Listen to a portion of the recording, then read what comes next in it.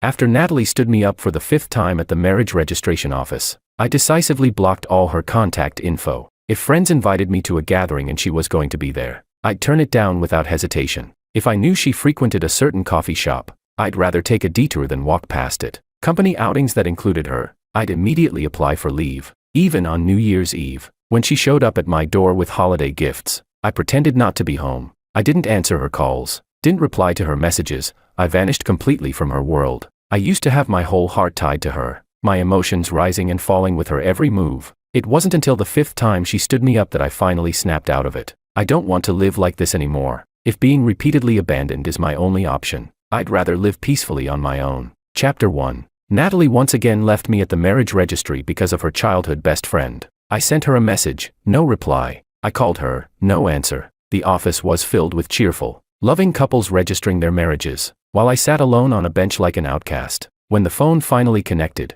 it wasn't even Natalie, it was Victor's voice that came through. Kevin, sorry man, I got scratched by a stray cat, and Natalie's with me at the hospital for a rabies shot. He sounded completely justified, even a little smug, like someone who's used to being spoiled. This made it the 5th time Natalie had stood me up. The last time, Victor twisted his ankle, and she rushed him to the hospital. The time before that, it started raining, and she ran off to bring him an umbrella. The time before that, Victor was drunk in a bar in the middle of the day, and she couldn't get there fast enough to pick him up. All 5 times, every single one, was because of Victor, her childhood sweetheart, and every time, she didn't hesitate to leave me behind for him. The registry office was about to close when a staff member walked over and gently asked, "Sir, are you still planning to register today?"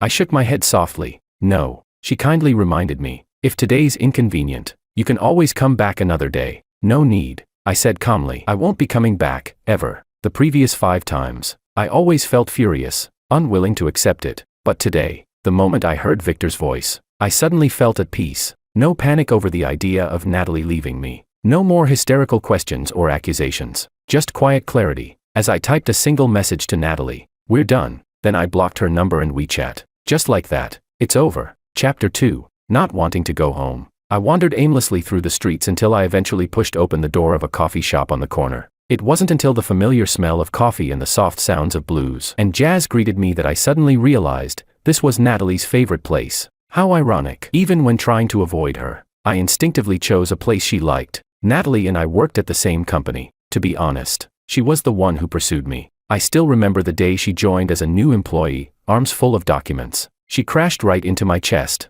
She told me later, it was that very moment she decided I was the one. She said I looked handsome, clean-cut, gentle, and competent, every trait matching her ideal type perfectly. At the time, I just found this clumsy girl kind of amusing, so I casually accepted her friend request on WeChat. After that, Natalie started bringing me homemade lunches from time to time and often invited me out. Eventually, we naturally ended up together. 2 months into our relationship, I once called her, only to hear a man's voice pick up. I thought I had dialed the wrong number, but the voice on the other end spoke in a familiar tone and addressed me directly. "You're Kevin, right? I'm Victor. Natalie's in the kitchen cooking noodles for me. She'll call you back in a bit." In the background, I could hear Natalie humming cheerfully and the clattering of pots and pans. That was the moment I found out about Victor. At first, I assumed he was a relative, but Natalie told me he was her childhood neighbor, someone she grew up with. He had been studying abroad and only recently returned after graduation. She spoke lightly of it, but a man's intuition lit up inside me. Something about this didn't feel so simple. The next time we had a date, I finally met Victor in person. He was much taller than Natalie, casually dressed but clearly selective in his style, with an easygoing, handsome face that gave off an air of devil-may-care charm. What really caught my eye was that from the restaurant entrance all the way to our table, his hand never left Natalie's shoulder. During the meal, they took turns serving food to each other, peeling shrimp,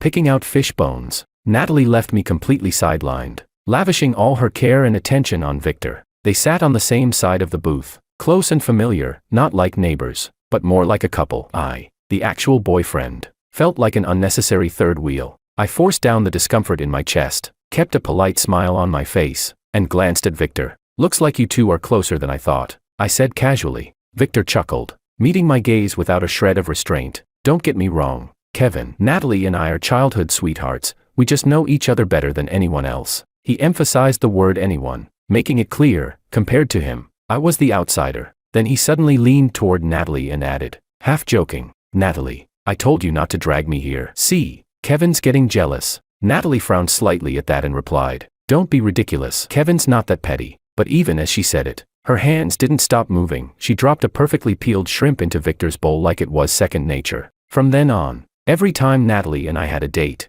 Victor would always, conveniently, have something come up. One day it was a cold and a fever. The next, he forgot his house key. Then it was stomach pains. Time and time again, whenever Victor called, no matter how much I needed Natalie, she would leave me without hesitation to go to him. Uncomfortable with how close she was to Victor, I finally confronted her. "Can't you and Victor keep a bit more distance?"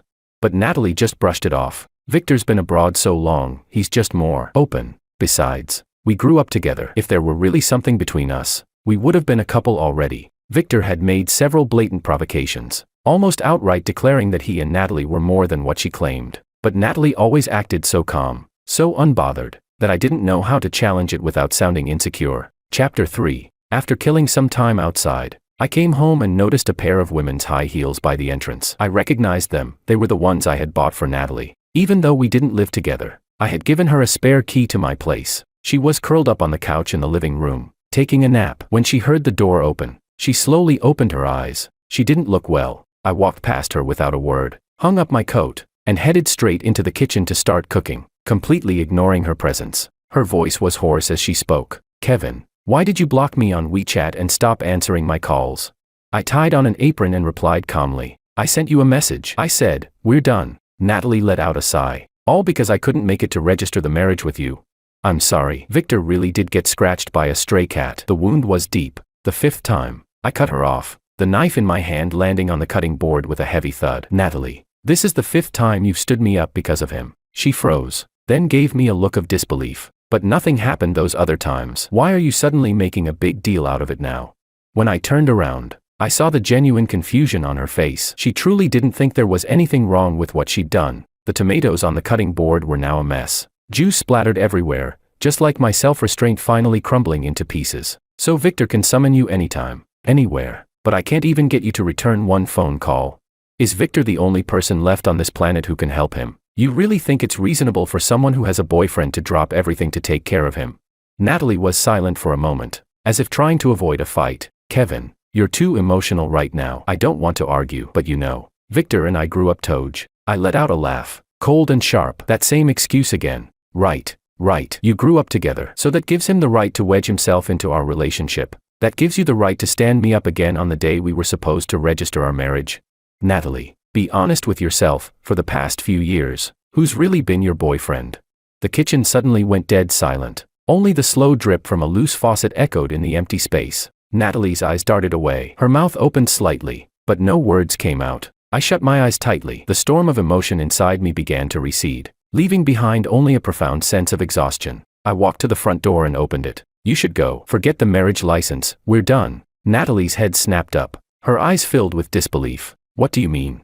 "I mean exactly what I said." I picked up the spare key she had left on the shoe cabinet. "Now please leave." She stayed rooted to the spot, her face full of confusion, as if she couldn't understand what I was saying. My patience finally worn thin. I gently grabbed her wrist, firm enough to be final, not enough to hurt, and guided her out the door. "Kevin." She finally snapped out of it, panic creeping into her voice. "Are you crazy? Just because of something this small?" I didn't answer. I simply closed the door behind her. My biggest feeling in this entire relationship with Natalie.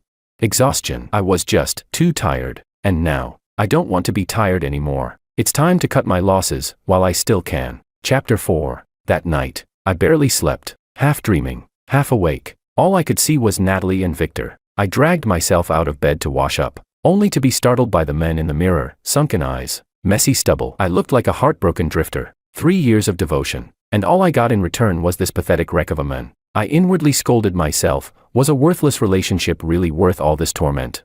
Since things had come to this, I should end it like a man, with finality and dignity. I splashed a handful of ice-cold water on my face, shaved clean, and put on a crisp, ironed shirt. The person in the mirror finally looked somewhat like his former self again. A friend called me. "Kevin, same old place tonight for the get-together. Don't you dare ditch us again just to hang out with your girlfriend."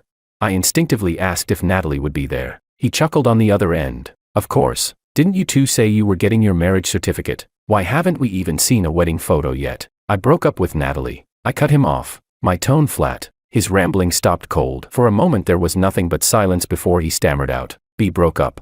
Yeah, just happened yesterday. From now on, if she's going to be somewhere, don't invite me. He seemed rattled by how calm I sounded, muttered a few awkward words of sympathy, then quickly hung up. Honestly, his reaction was only natural. In our entire shared friend circle on WeChat, everyone knew how excessively I pampered Natalie. I remember once during a group dinner last year, she casually mentioned craving a trending cake from the east side of the city. I drove through a thunderstorm to get it. When I returned, soaked to the bone, I still held the delicate cake box with both hands like it was treasure. Everyone laughed, saying I spoiled her too much, but I just toweled my hair and said, she's still young, what's wrong with spoiling her a little? She was 3 years younger than me, had a baby face, and I always instinctively treated her like a delicate little girl who needed protection. I stayed up multiple nights finishing her work proposals. Whenever she wanted name-brand clothes or designer bags, I paid without question. Her office drawer was always stocked with the heat packs I bought her. I practically took care of every detail of her life. Even her parents used to joke that I'd spoiled her into being completely dependent. All these years, I was like a tireless gardener, tending to a beautiful flower with everything I had, yet I never once asked myself, did she ever truly care about the one planting the seeds? After I hung up, I took a moment to think, then posted a tweet with the caption, "Long live singlehood." The image was of the rising sun outside my window, golden rays piercing through the clouds, just like I was finally breaking free from the chains of love. The moment I hit post, I felt oddly light, like a weight had been lifted from my chest. Within 3 minutes, my phone was buzzing non-stop. Friends and coworkers liked and commented, some shocked, some gossiping, most expressing concern, feeling more grounded. I got ready for work, until I saw a group message about a company team building event. Natalie's name was right there on the list. I immediately applied for leave. Outside, the sun was shining. Tree shadows danced in the breeze. Maybe it's time for a trip to the seaside. Let the salty ocean wind carry away the last of these lingering clouds. Chapter 5. The beaches of Hawaii had always been an obsession buried deep in my heart. I remembered last winter, when I excitedly spent an entire month planning the trip, even buying us matching sun hats. This time, no one is going to interrupt us, she had promised me, full of conviction. Not even Victor. But just minutes before we were about to board the plane, Victor's call came in. I still remembered the pale look on Natalie's face after she answered. Victor got into a fight at a bar. He's in the hospital. I need to go check on him. She didn't even stop to consider how I felt. Without a second of hesitation, she dropped her suitcase and ran off. The Hawaii trip I had been dreaming of vanished. Just like that. Natalie did apologize afterward, but we both silently agreed never to bring up Hawaii again. Turns out, the turquoise sea and clear blue sky really are the best medicine for a wounded soul. I stayed in Hawaii for a week. Somehow, all those memories of Natalie felt like they were being washed away by the rhythm of the waves. I left the past behind and focused on the beauty around me. But of course, someone had to ruin it. Once Victor found out I'd broken up with Natalie, he started sending me updates of their time together. Sometimes it was a close-up of 2 straws in the same milk tea. Other times it was Natalie leaning her head on his shoulder. The captions were always vaguely flirtatious. I'll be with you through everything. True love is staying, not chasing. I treated him like a digital pet, took screenshots every time, saving them like a collector. But today, I suddenly found it all meaningless. So I blocked and deleted him without hesitation. Chapter 6. On my first day back at work after the vacation, I took a longer route on purpose. The direct road to the office passed by Natalie's favorite coffee shop. Every morning before work, she'd stop there to get her coffee. At this hour, she'd probably be in line right now. Just the thought of bumping into her made me choose a detour, even if it meant walking 20 minutes more. When I arrived at the office, I saw my desk piled with small snacks, gifts from coworkers who'd heard the news. Seems word of the breakup had already made the rounds. After a week off, a mountain of work had piled up. As soon as I finished organizing my files, Ryan tiptoed over like he was sneaking into enemy territory. He studied my expression carefully, and once he saw I looked normal, he leaned in and whispered, "Boss, I heard you and Natalie had a falling out." Without even looking up, I corrected him. Not a falling out, a breakup. Ryan scratched his head, looking like he wanted to say more but hesitated. Then, what about the project between our team and her department? Follow the company process. I cut him off neatly. Sign where signatures are needed. Business as usual. My relationship with Natalie won't affect work. Sure, our breakup hadn't been pretty. In fact, it had been downright messy. But I wasn't so petty that I'd sabotage her at work. Business is business. Emotions are emotions. I still knew where that line was. At the entrance of the break room, I bumped right into Natalie. The dark circles under her eyes were heavy. Her face was shockingly pale. I turned sideways to walk past her, but she suddenly reached out and grabbed my sleeve. "Kevin, it's been days now. You can't still be mad, right?" Chapter 7. I almost wondered if I'd heard her wrong. Natalie, Did you hit your head or something? We broke up. Do you understand what breakup means? My tone was firm, but she stubbornly blocked my path, just because I didn't show up to register the marriage. I actually let out a laugh, out of pure frustration. She still didn't get it, and honestly, I didn't get it either. If Victor would always come first in her heart, then why didn't she just be with him?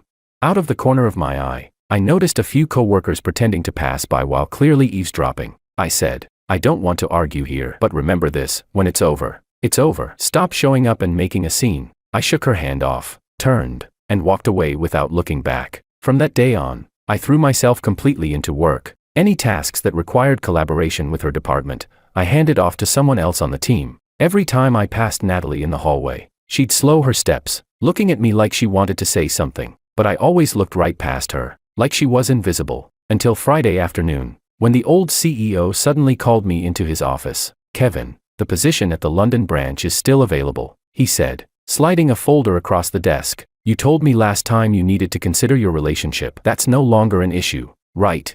My fingers paused on the file. Half a year ago, I'd been in this exact same situation. Back then, Natalie had teary eyes and told me, long distance is too hard. I won't feel secure if we're apart. To ease her insecurity, I turned down a major promotion. I still remember the look of disappointment in the CEO's eyes that day, clear as if it had just happened. Now, I couldn't help but feel it was all laughable. The sacrifices I'd made for love, the compromises, I thought they meant something. Looking back, it was just self-inflicted sentimentality, a private little tragedy I staged for myself. No problem, I said crisply, signing my name without hesitation. I'm ready whenever you need me. Chapter 8. The paperwork for going abroad was processed quickly. The company scheduled my departure for just after the New Year holiday. On the eve of Chinese New Year, I was in a jewelry store at the mall, picking out a gold necklace, planning to surprise my mom during the holiday. I was leaning over the glass counter, studying the designs, when I suddenly heard a familiar voice behind me. Kevin.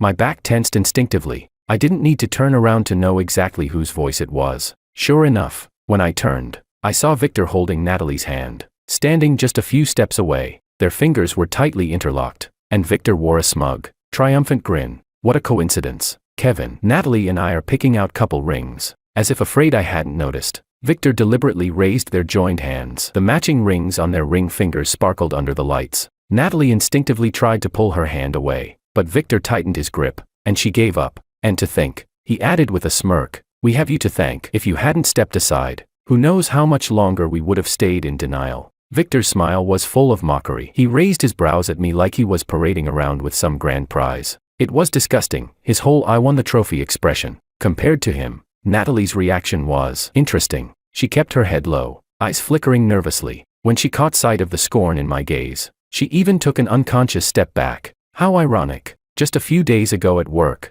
she was begging me to get back together. Now, she stood there clinging to another man like some delicate little bird. That level of two-faced switch-up would make even a Sichuan opera master blush. In public like this, I hadn't planned on saying anything nasty. I was going to walk away, but then I caught Victor's smug expression and changed my mind. Why let them save face? If this perfect couple wanted to put on a show in front of me, then as the ex, I might as well give them a proper review. I calmly adjusted my tie and let a slow, meaningful smile curve across my lips. You really like picking up what other people throw away, huh? That one line drained the color from both their faces. My eyes deliberately swept across Natalie. Well, makes sense. A cracked pot fits a broken lid. You two really are made for each other. Natalie just stood there, blank and speechless. Victor's face turned an ugly shade of green. His carefully maintained mask shattered, and he growled, Kevin, since when were you this bitter? So what if you talk tough? I'm the one standing next to Natalie now. Oh, I laughed lightly. Doesn't it sting hearing the truth? Bragging about a relationship you snatched like a homewrecker, is that your proudest moment? Victor reacted like a cat that just got its tail stomped. His voice jumped an octave. You don't get it. Natalie and I have been childhood sweethearts. If you hadn't gotten in the way. I cut him off slowly, deliberately dragging my words. Oh right, you were childhood sweethearts. Yet after all those years, Natalie still didn't choose to marry you. Why do you think that is? I gave a soft, mocking chuckle and shook my head. You're the only third wheel I've ever seen who's this proud of himself. Really, iconic. You. He clenched his fists so hard the veins on his arm bulged, but Natalie held him back with all her strength. That last sentence had struck like a knife, straight into the softest, sorest part of his ego. His face twisted, mouth hanging open, but no comeback came out. Natalie, meanwhile, had gone deathly pale, staring ahead like a ghost. Around us, other customers had already turned to watch. A few were whispering. Gossip was clearly brewing. A surge of satisfaction rolled through me. I watched their expressions shift like a stage play, then casually picked up the wrapped necklace from the counter. Wishing you both eternal happiness. And please, do the world a favor and stop dragging other people down with you. Chapter 9. At the New Year's Eve dinner table, my mom was piling food into my bowl while asking, "Why didn't you bring Natalie home with you?" I replied casually, "We broke up." She froze mid-movement. What? What happened? Everything seemed fine, why break up all of a sudden? I hadn't wanted to dump all that messy drama on my parents during the holidays, but they wouldn't let it go. They kept pressing for answers. With no choice, I told them everything. How I'd been stood up 5 times at the marriage registration office. Well done. My mom slammed the table, trembling with anger. She's unbelievable. Losing you is her loss, our gain. Don't feel bad. Son, I'll introduce you to someone better. Your dad knows a few good families too. My dad jumped in quickly. Yeah. Your Uncle Lee's daughter is great. She's even got a PhD. I chuckled helplessly and interrupted. Dad, Mom, I'm leaving for London right after the holiday. Can you please stop trying to play matchmaker? At the mention of my upcoming move abroad, my mom paused, then quietly placed a piece of braised pork into my bowl. Eat more, she said. Once you're in the UK, you won't get to taste your mom's cooking anymore. Her voice suddenly caught in her throat. I felt a pang in my chest and quickly lowered my head, shoveling rice into my mouth to hide my reddening eyes. In that moment, I made a silent vow to myself. I'll work harder, earn more, and give my parents the life they truly deserve. Chapter 10. After dinner, I was in the kitchen doing dishes when the doorbell rang. My dad muttered, "Who comes knocking at this hour on New Year's Eve?" He peeked through the peephole, and his expression instantly darkened. "Son," he turned to look at me, clearly hesitating. I dried my hands and walked over. Through the peephole, I saw Natalie standing outside in the hallway. She was wearing the white down jacket I'd bought her last year, arms full of gift bags, shifting nervously from foot to foot. My dad looked at me, uncertain. "Do you want me to let her in?"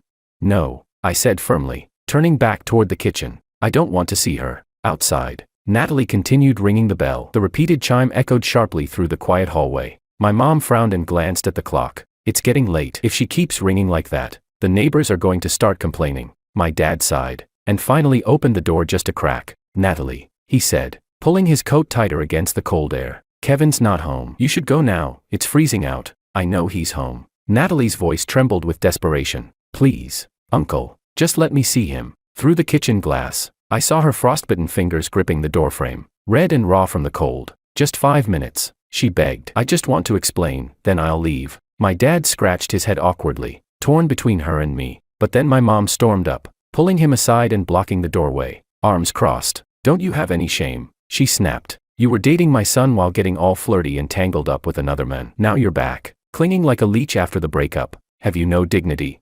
I saw Natalie stagger back a step, disbelief written all over her face. The same woman who used to pamper her like a daughter was now staring at her like something filthy. I remembered how my mom used to dress up for Natalie's visits, how her voice would soften whenever she spoke to her. But now, this fierce, furious version of her, Natalie was seeing it for the first time. "My son treated you like a treasure for years, and this is how you repay him," my dad added.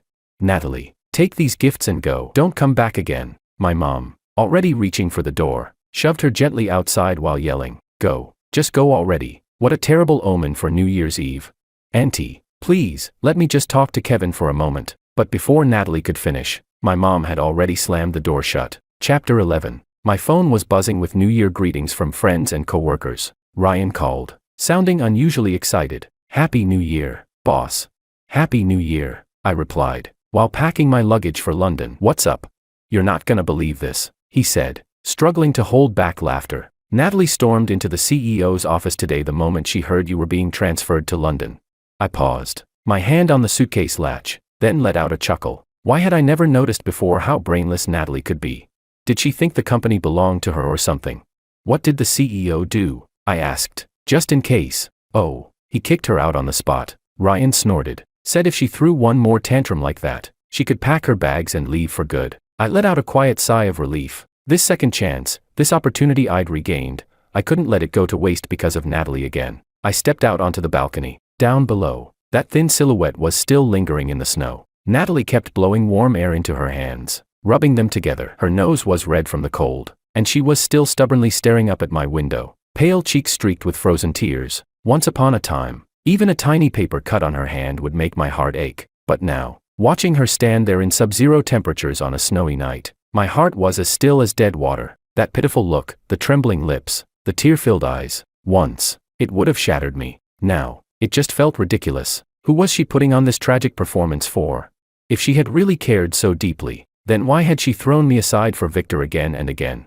I closed the balcony door, and with it, shut out the wind, the snow, and her. Chapter 12. Early the next morning, there was a knock at the door. Knock, knock, knock, knock, knock, knock. I buried my head deep under the covers, but that annoying sound cut through everything and stabbed straight into my temples. My parents had gone out to visit relatives for the new year. I was the only one home. The sleep I had left was completely shattered. Frustrated, I flung off the covers and stormed to the door, still full of morning irritation. When I opened it and saw Natalie, my anger spiked instantly. I took a deep breath, but the fury that had built up overnight erupted like a flame. Natalie, do you even know what time it is?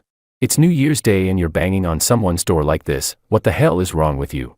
She froze mid-motion, one hand still raised, her wide eyes staring at me like she'd just seen a ghost. I knew I didn't look great. Disheveled clothes, messy bed hair, and a face full of irritation, completely unlike the usual polished, gentle version of me she was used to seeing. But none of that mattered anymore. Natalie finally spoke, voice soft as a whisper. Kevin, are you still mad?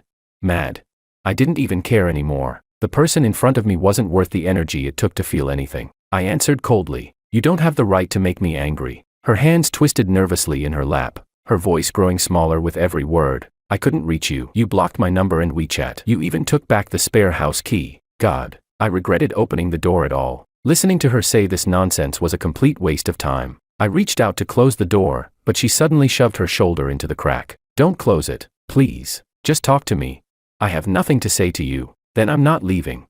Looking at her like this, I realized I wouldn't be able to get rid of her unless I gave in. And if the neighbors saw her standing outside like this, who knows what kind of rumors would start spreading. After a moment of internal debate, I stepped back. Fine, come in. I leaned against the sofa while Natalie dragged over a dining chair and sat across from me. She placed both hands neatly on her knees, sitting up straight like a skulkid about to give a presentation. Kevin, she said, taking a deep breath, let's get back together. I've thought it through. I only ever saw Victor as a little brother. The one I've truly loved, all along, has always been you. For a moment, I thought I'd misheard her. Then came a wave of pure irritation. Who did Natalie think she was? Expecting the world to revolve around her whims. When she was tangled up with Victor, she told me not to be petty, to be the mature boyfriend. Well, I didn't want to be mature. I didn't want to keep swallowing my pride again and again. I wanted to be free, so I stepped aside, let her have her happy ending. But now she had figured it out. Now she wanted to play the role of the devoted lover. She wasn't done clinging at the office, and now she was here, barging into my life again. Who the hell did she think she was? Some kind of princess? Natalie. I slowly sat up straight, meeting her eyes. What makes you think I'll just stand here forever, waiting for you to come back? She seemed completely lost in her own world, like she couldn't understand a word I was saying. She just kept going, as if reading from a script. Kevin, whether you believe it or not, the only person I've ever liked is you. That day at the mall, Victor was just trying to provoke you. I've never been in a relationship with him. Is that so? Then how would she explain all those intimate photos Victor sent me? I pulled out my phone and shoved it in Natalie's face, scrolling through the screenshots I had saved just for this day. To be honest, I'd been waiting for this moment. You wear a camisole and cuddle with your little brother. You share a single straw with your little brother. You kiss your little brother. Faced with the evidence, Natalie's face went from flushed to deathly pale. She couldn't utter a single word in defense. Fine, I said. Let's say all of that was just you and Victor putting on some elaborate show to provoke me. What about before that? Was it my fault we never made it to Hawaii? Did I force you to bail on our marriage appointment 5 times? Natalie, stop making excuses for yourself. Is it really that hard to admit you have no boundaries with the opposite sex? You love this kind of emotional game, don't you? On one hand, stringing along your so-called little brother. On the other, trying to keep your boyfriend on a leash. Tell me, Natalie, don't you find that disgusting?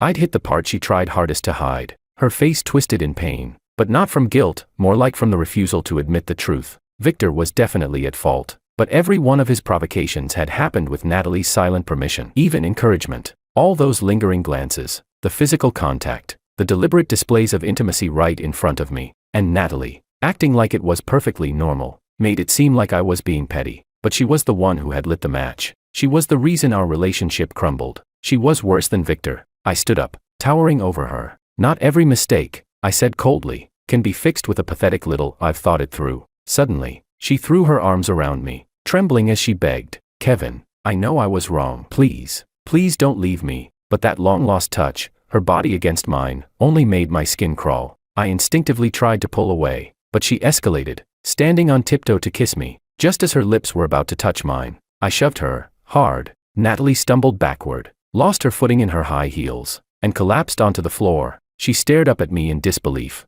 like she couldn't comprehend what had just happened. I had already reached the edge of my patience. Not laying a hand on her was the last line I wasn't going to cross. I took a deep breath and stared coldly at the woman on the ground. 3 years of putting up with this kind of person. The joke's on me. I grabbed her by the wrist and dragged her to the front door. She tried to lunge back at me, but I flung the door open and shoved her out without a second thought. She kept pounding on the door, shouting desperately, "Kevin, open the door. I really know I was wrong. We can go register the marriage tomorrow, okay?"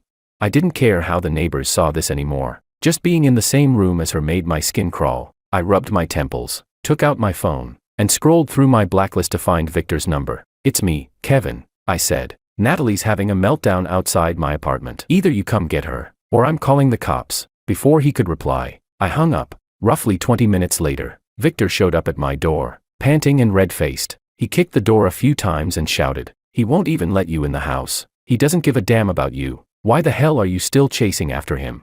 Natalie kept crying, rambling about how she loved me and all that. Their screaming match lasted a good 5 or 6 minutes. I watched as Victor, half dragging and half carrying her, finally pulled her into the elevator. And just like that, silence. Chapter 13. Later, a friend told me that Natalie had fallen ill. She'd spent the entire night standing in the snow outside my building, unable to move on from the breakup, and eventually ended up in the hospital with a high fever. They said even in her delirium, she kept calling my name. Quite a few people tried to test the waters, hinting, asking if I wanted to go see her. I turned them all down. Later, I heard more from Ryan. Natalie and Victor were still caught up in their twisted mess. Victor, acting like a complete obsessive, started showing up at the company every other day. Eventually, the CEO had had enough, and decisively fired Natalie. I didn't ask about her again, didn't care anymore. Now, I sat on a plane bound for London, leaving behind the people and memories of the past. What awaited me was a bright, brand new life.